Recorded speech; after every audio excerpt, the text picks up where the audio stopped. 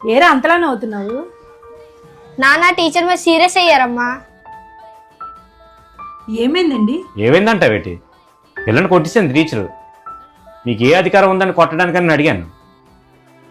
ఏదో క్లాస్లో పిల్లని కొట్టాడంట, దానికే కొట్టించింది టీచరు. ఎందుకు కొట్టావు? పెన్ను లేదని మూతి మీద గుద్దాను. వీడి చేసిన పని ఏంటండి? అయితే కొట్టేస్తారా? ఆడు మొన్న హోంవర్క్ చేయకపోతే మీ చేతి వేలు ఆడు బీపుకు అంటుకున్నట్టు కొట్టారు కదా, మరి దేనికి కొట్టారు? వీడు సరిగ్గా చదవలేదని మీరు కొట్టచ్చు, తన స్టూడెంట్ తప్పుదారిలో వెళ్ళకూడదని ఒక టీచర్ మందలించకూడదా? పిల్లల మీద మనం చూపించేది ప్రేమ అయితే వాళ్ళు పిల్లల మీద చూపించేది బాధ్యత అండి.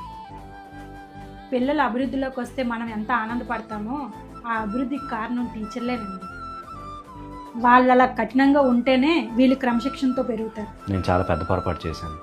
రేపే ఆ టీచర్ని క్షమాపణ అడుగుతాను. టీచర్ని ప్రశ్నించే ముందు మన పిల్లలు ఏం చేశారో అడిగి తెలుసుకోండి. నేను కూడా టీచర్ని సారీ అడుగుతానమ్మా. సరే, ఇంకెప్పుడు కూడా ఎవరిని కొట్టడాలు ఏవి చేయకూడదు. రేపు సారీ చెప్పు టీచర్కి.